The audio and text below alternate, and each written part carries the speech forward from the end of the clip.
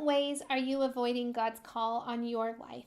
Today, I am sharing 3 signs that you are avoiding God's call in your life, and you might be surprised to see that some of them show up in your attitudes and actions. So let's jump right in.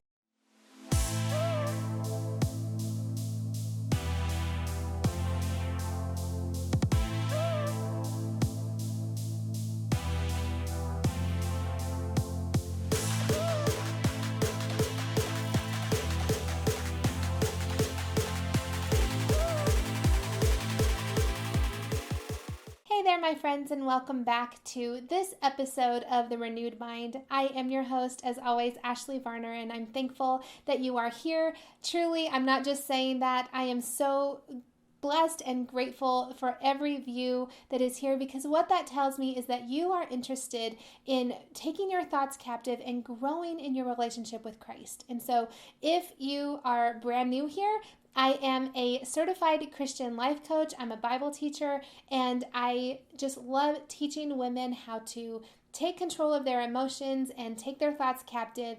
And if you have been watching for a long time, thank you so much. Either way, if you haven't subscribed yet, make sure to subscribe so that you can let YouTube know that you want more Christian content just like this.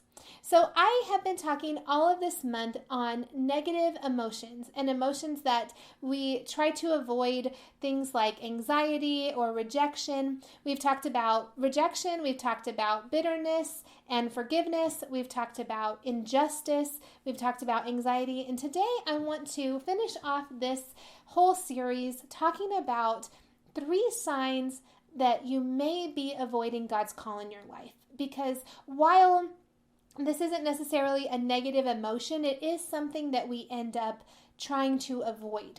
There's sometimes a call on our lives that we are trying to avoid, and this is something I started thinking about a couple of months ago because I ran a 5K in my city, and as I was running this 5K, or whenever I got there, I had pre-registered, and they had all of the people who had pre-registered all their packets available, to get picked up. So I went to my designated area, to my age group, and grabbed my pre-registration packet. I put on my number, my bib, and all that stuff to get ready for the race, and I saw that there were a couple other packets that hadn't been picked up yet.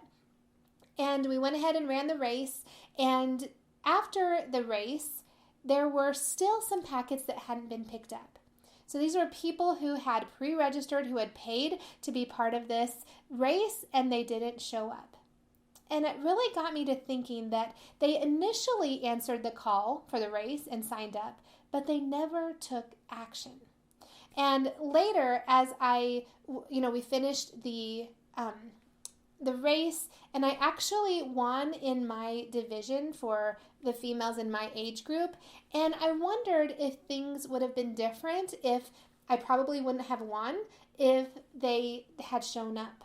So there weren't very many, just to be honest. It's not like I'm some great runner. There weren't very many in my age group, in my age bracket, but I showed up and I came, and I was able to accomplish what I wanted to accomplish.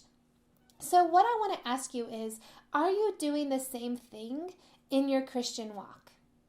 Is God calling you to do something? Maybe He's calling you to forgive a family member. Maybe He's calling you to quit a job and take one that pays less. Maybe He's calling you to start volunteering at your local church. Or maybe He's even calling you to do something bigger, like moving to a new city or adopting a child or something like that.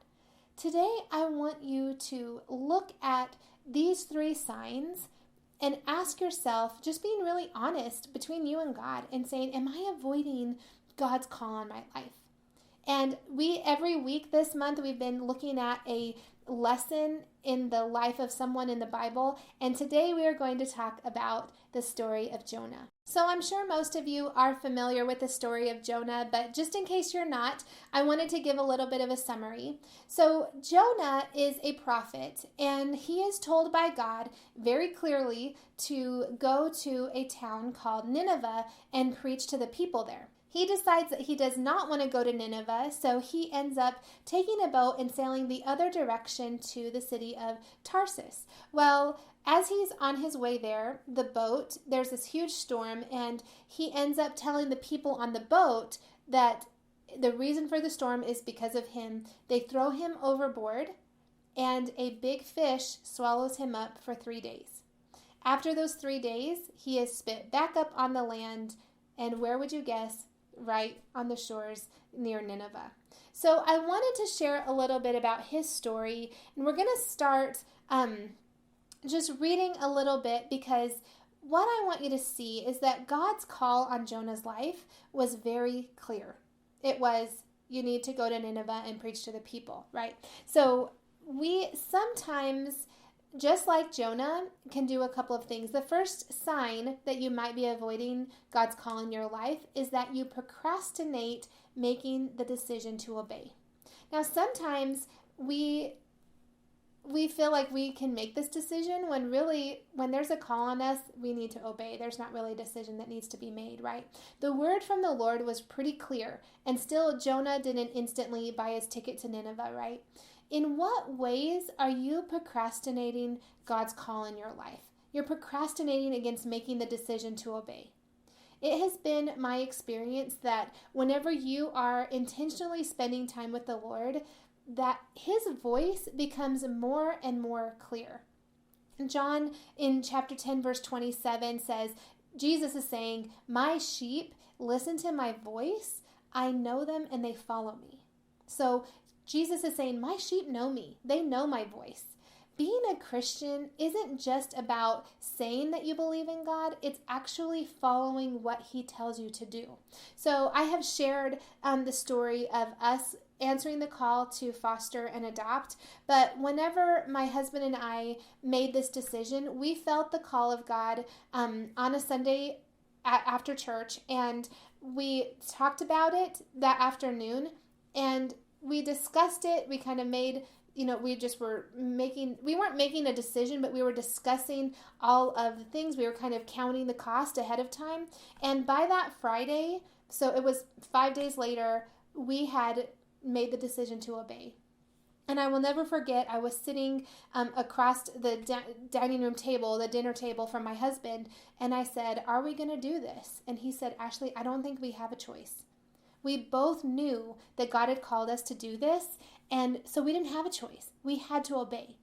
If you are procrastinating in making a decision, I want you to realize that if you are a Christian and God has called you to do something, it's really not a decision that's yours to make.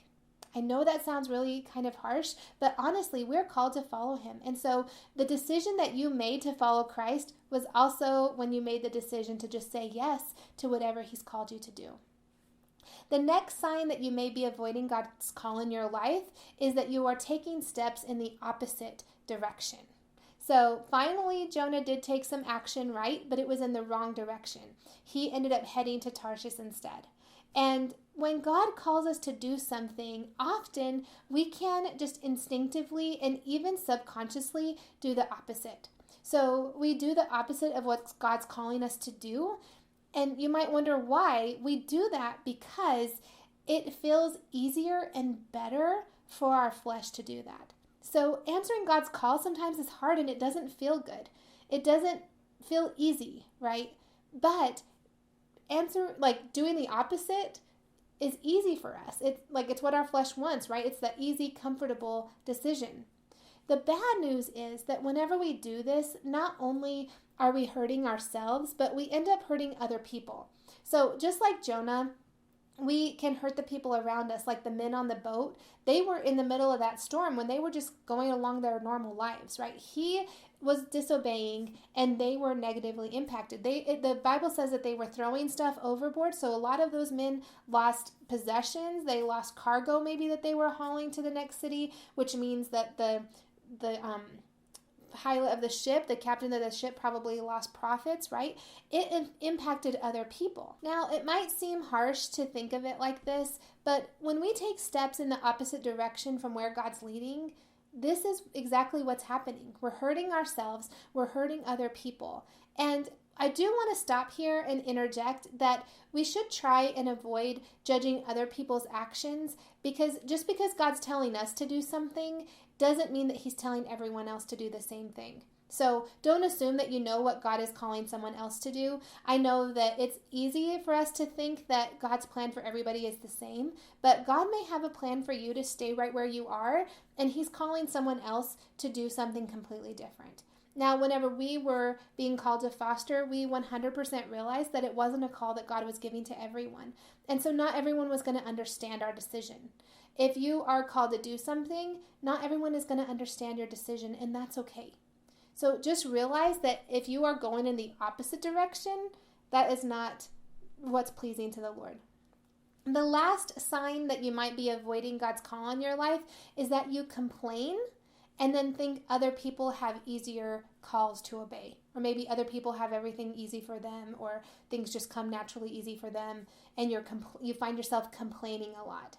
So if you find yourself complaining about all that you have to do, or you're complaining about where you're serving, where God has placed you, that might be a sign that you're just avoiding either stepping into the call that he has for you, or just fulfilling the call that he already has you in, right? Sometimes we go through the motions of obeying, but inside our hearts still aren't fully surrendered to God. And we do what he says because, we know that we're supposed to do what he says, but we don't feel it. And remember, your feelings don't come from your actions, they come from your thoughts. So if you find yourself constantly feeling or constantly complaining about where you're serving God, then look at the thought that is starting to cause that. Look at the thought that's causing that emotion and then causing that action. Whether you are in a secular workplace, whether you are in a ministry, whatever it is, I want you to start to examine your heart and then see if you've actually fully surrendered to God in this aspect of your life in the first place. So eventually we see in Jonah's story that he went to Nineveh and made a huge impact on the people there. They completely repented, they changed, and after they did, he complained about it. He didn't want God to forgive the people of Nineveh. We don't know why. There's not a lot of details about why he didn't want to go. We do know that Nineveh was known for being very cruel and very cruel to the prophets as well. But ultimately, we don't know why Jonah was so upset that they had repented. And God really kind of puts him in his place. And for us, what we need to see is that where our heart is and our motivation behind what we do matters to God. And so if you find that, you're obeying, but, you're kind of complaining, or you are just, your heart doesn't feel like your heart is in it, then that means it's a heart issue. It means it's a mind issue and a thought issue. So you have to start taking your thoughts captive to determine if you've really surrendered your entire life and your calling to God. So I hope that this was a quick and easy way for you to see maybe some warning signs that might have come up in your mind, in your thoughts or your actions about avoiding God's call for your life. Because ultimately, we are all called to do something for the kingdom, whether it is up in front or whether it is online or whether it's just in your own home serving your family. Whatever God's call is for you, I want you to know that you are going to be so much happier and feel so much more fulfilled whenever you follow his leading, whenever you don't avoid his call in your life. Because just like Jonah, we don't want to get eaten by a fish, right? We don't want to have to suffer the consequences of not following after God's plan. And I have to just end this with a quick story about one reason why this is an episode in the first place. My family and we were able to adopt one of the little foster boys that we had for several years, and we adopted him last year. And my sons and my husband and I were talking. We were trying to decide if we should leave our license open or if God still had more children for us to take in. And at the time that we were doing this, we sat down with my older two boys. And we said, okay, what do you think, guys? You've prayed about it. We've prayed about it. What do you think that we should do? And one of my sons said, Mom, it's been really hard. It's really hard. And this is just a side note. Biological children in foster families, really have it hard too. Like, I know that kids in foster care, and trust me, my heart is with them because we've had so many come into our home, but I have seen the toll that it takes on even the biological kids in the family, and it's hard for them whenever kids leave and come in and leave and come in. And so my son was saying, Mom, it is really hard. It's really hard to foster. He said, but, and this is coming from a 9-year-old, he said, but Mom, just remember how when Jonah didn't do what God told him to do, I don't want to get eaten by a fish. He said, so let's keep going. And we felt like the Lord was still continuing to call us to foster, so we've continued to do that. But what he said has always stuck in my mind because he knew there are consequences. It might not be getting eaten by a fish, but he knew there are consequences to not following God's call. And so I want you to remember that, to take these warning signs. And if you are complaining or thinking that other people have it easier, if you are taking steps in the opposite direction, or if you're just procrastinating making the decision to obey, then realize that it's always better when we follow God's plan. All right, that is all that I have for you guys this week. I hope that you have enjoyed this entire series. If you haven't had a chance to watch all of them, make sure to jump back and watch the episodes on rejection, bitterness. We talked about anxiety, and we talked about being treated unfairly. So I hope that you enjoyed all of these, and I hope that these videos are helping you to grow in your relationship with the Lord, because truly that's the goal of this channel, is to help you to transform your life by renewing your mind through the Word of God. I hope that you guys enjoyed this, and I will see you next time. Have a great week.